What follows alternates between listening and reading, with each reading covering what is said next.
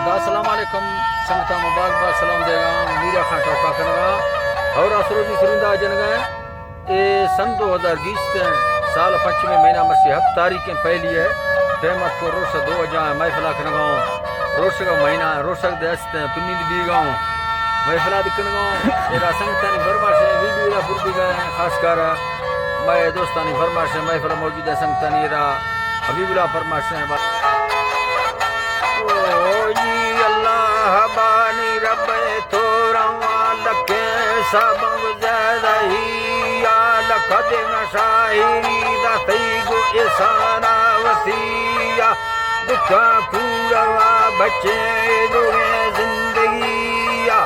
रोशे के मथे घर में खैर में वाड़हिया कबूल का आजिज़ी सलाती रहमानी गलिया दिल में मैं फलो बटारा साना गेस्टेरिया कुतरा कासमा पुणे अलना दुबईया जख मेरा दरा शेरे वतु चम्मे फरिया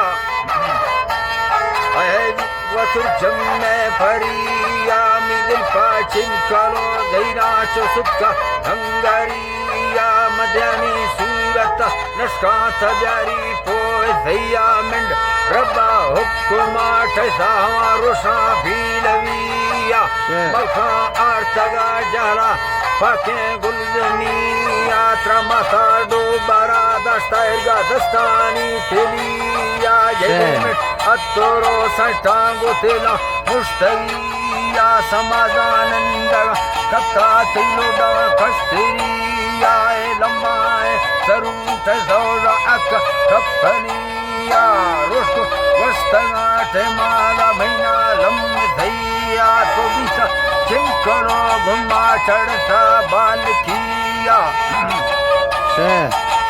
चढ़ता बाल किया जी अल्लाह जी बा चढ़ता बाल किया जीरिया सगे गमा चो पेलो जी जमिया तिजना फैसने के हमें रुमाल सरिया गोदा जी ने मचका दे अल्लाह जी गोदा जी ने मचका दे तमल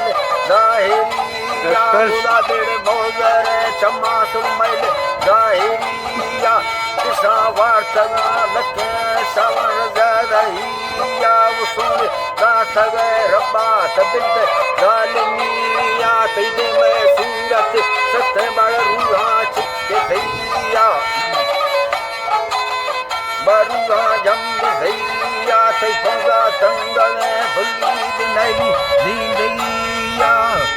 है अल्लाह जी बाया नली जिंदगिया वो टिका बगोड़ दत्ता गोटोका आस्तगिया तैयार बोतला वशंबरा रूहा सार्थ भैया दीवार अतोरा मुस्तानी कष्टीब्रा वरिया जसैया कंगा में काटो जरिया कंगा में काटो तुलसीदा जुम्बलिया गोशा जम्को वाली एरा लिच भैया तैनिगा ले गोरा बंदे एगा तक्का ज़हरिया गोरा बंदे तो तक्का ज़हरिया दस्ता कंगणो बाही फटोले नलिया शोतती सूरता तारीफ मुल्का चल सैया अल्लाह जी बानी मुल्का चल सैया सियोदा गुना सा इस्तोनी रुकत ते गणी नखता चिंकलो याना एक उम्मती या जागो कासिमा दा सही भैया कस्तेरिया दा सहीरा भैया कस्तेरिया निगस्त जिंदगी सुखा खुशा आपतिया से चिंकरो दस्ता जरमा सज्जलिया नि फनकार अल्लाह जी बाजतमा सज्जलिया सिंधा सांगड़ा निंदा महीना भानी मरिया नि फनकारा दी कासिम तेजादा गेस्तेरिया ब्ला मीरा कामरी यतीम शौरे जलखेड़ा यार गुनाड़ी अजगरा दीना वो सुरती वाचने मिलो अल्लाह जी बानी सुरती वाचने